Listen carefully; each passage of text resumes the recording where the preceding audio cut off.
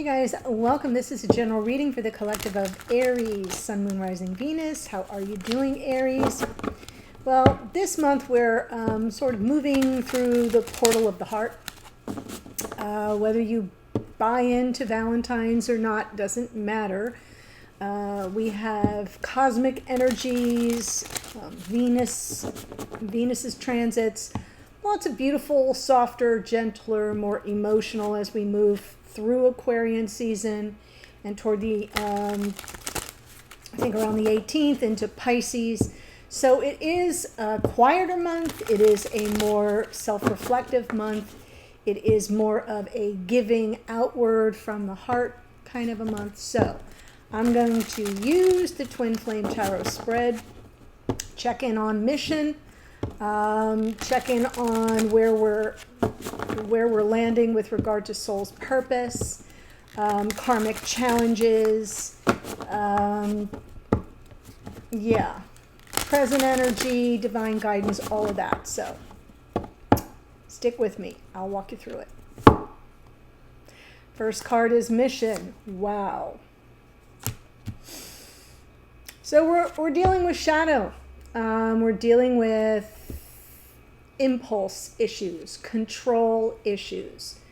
This is Saturn. So Saturn is the great teacher and sometimes can feel very restrictive, hence these two are chained.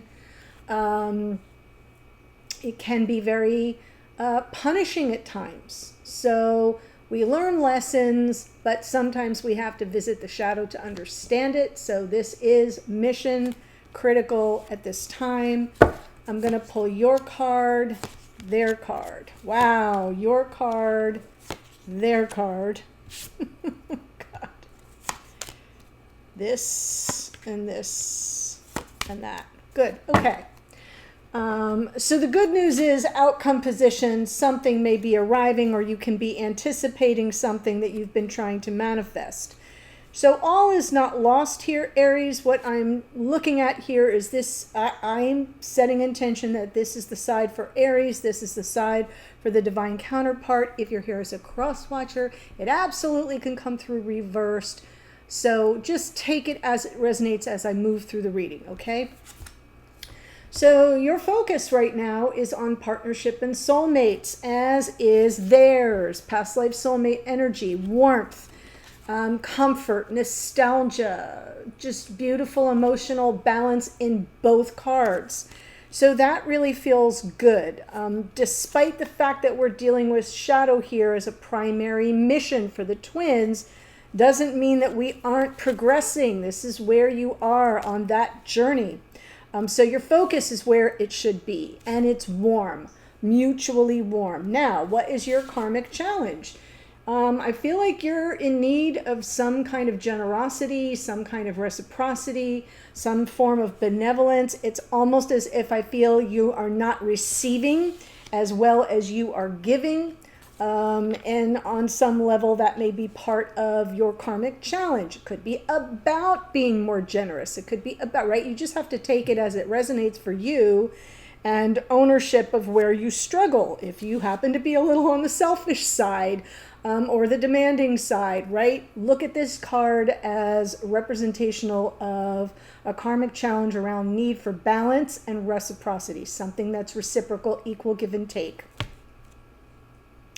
Your person here, their karmic challenge has to do with deep reflection, healing. There are possibly wounds that crop up and cause this person to struggle with shadow, to struggle with temptation, to struggle with impulse, to struggle with control issues because of fear. This is a card of fear as well. So now, where am I going here? Wait a minute. Oh, right here. So present energy is about opening channels of communication. Divine guidance is about the tower.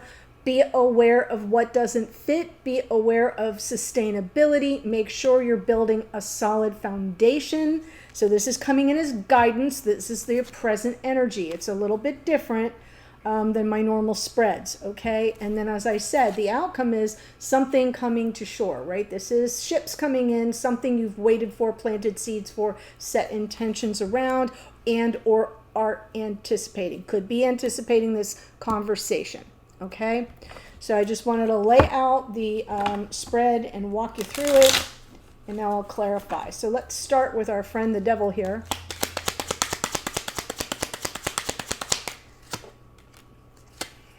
Wow. Oh, okay. So in the morning musing, your oracle card was the Seven of Cups. So I'm glad to see it here. Some confusion, maybe mixed messages even, could be a part of a pattern, but it feels like it's a lot. I get the impression that it's 2 steps forward, 3 steps back. That you both feel that need to kind of take control and move forward. This Ace of Wands underneath represents what's going on in unconscious awareness. It's like, yes, this is passion, it's motivation, it's divinely gifted inspiration. But it feels like you may have fits and starts in this relationship because of fears and overwhelming emotions. So this is part of the mission that you're working through. Makes sense. I'm feeling like you both see each other through a primary relationship of equals, but something there feels to me like there's not an even exchange of energy between you at all times. 2 of Cups for you. Well, you're definitely, we have all the 2s here. 2 of Cups, well, not all of them, but close. 2 of Cups, 2 of Swords, 2 of Pentacles, and there's the 6 of Swords. So the 6 of Swords suggests that you're trying to move forward. This is about, peace of mind, calm, a sense of calm, serenity within the relationship. You're just not sure how to get there.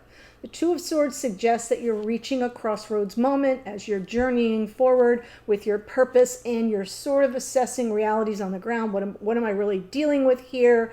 Can this be achieved? What am I missing? The 2 of Swords is an inner search for clarity, for the meaning and the purpose, key word there, of a decision that has to be made, and then how best to proceed. So I'm feeling like there are things that are still up in the air for you, though you're making progress. It feels, like I said, fits and starts. So let's look at the 6 of Cups for your person.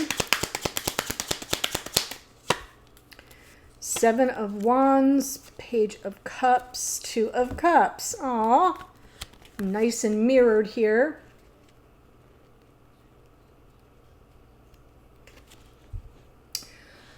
I feel like this person, it seems to be a little resistant, possibly even a bit defensive, because I'm seeing that card clarified by that Page of Cups, and the Page of Cups is a message from the heart, something sincere. It's about compassion, sensitivity. It's got a more innocent energy around it, that Page of Cups, but it's landing on something that's hard and strict and resistant and or defensive. So I have a feeling that this person knows who you are to them, is definitely feeling the same connection in a similar way, but there's something that they're resisting about it, and it could be being emotionally vulnerable. Yeah. Okay. So let's look at your karmic challenge. The World, Judgment, Empress. So the 3 major arcana landing on this suggests this is a major life event, change, shift, challenge, something that you're working through. And because the position is your karmic challenge, it is about letting things go and making peace and offering forgiveness. Letting bygones be bygones, coming from the highest version of yourself. I do feel like this side is a divine feminine energy, being open, being receptive, being nurturing first to yourself, then to the other, but it is about closing out cycles. This is also a card of Saturn, as is the Devil. So it's about making peace with things, closing out something that was stressful or difficult or challenging. Nailed it. Now we move on to the next cycle. But in order to do that, we sort of have to open the door for opportunities for forgiveness, for redemption, for reunion if there's a need for that. But because your karmic challenge is about this reciprocity and balance, I feel you're giving more than you're receiving, and it's a problem. And the question here that I'm seeing with the twos is almost like, should I, what am I really dealing with here? Should I cut my losses, or should I be more forgiving and more compassionate? Because there's compassion in the Empress, there's compassion in the Judgment card, and I feel like that's the question here. There's compassion even in the Six of Pentacles, believe it or not. So I feel like there's an imbalance in the connection somewhere, and you're at this point where you're sizing up whether this is going in the direction you desire it to go, whether you should cut your losses perhaps, you're at this crossroads moment, or whether there's something there on reserve for you to offer forgiveness and some form of redemption for you and your divine counterpart. They have the Four of Swords. Yeah, they need some, wow, okay. So their karmic challenge is pretty intense. I feel like they need a lot of healing around broken commitments. I feel this person has been abandoned a lot in their life, possibly all of their lives. I'm saying plural. It's a great cause of stress and worry and anxiety, something that this person almost can't focus on anything else. So if there's an imbalance and if there is defensiveness and resistance and pushback, it isn't because this person doesn't have loving, warm thoughts and feelings about you. They do.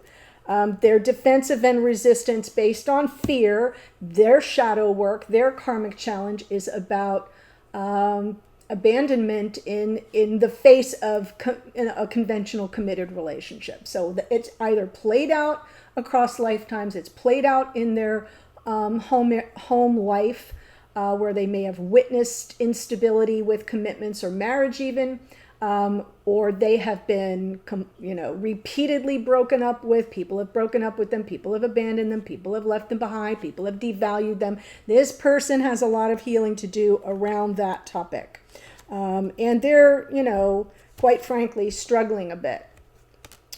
So now that you see that, you have to go back to that Judgment card, which can be a card about forgiveness and second chances, and see where there's a need for, wait for it, some kind of open dialogue of back and forth communication to sort of slowly peel the Band-Aid off and give this wound a chance to heal, if that makes sense. Because their healing is your healing. It's all the same.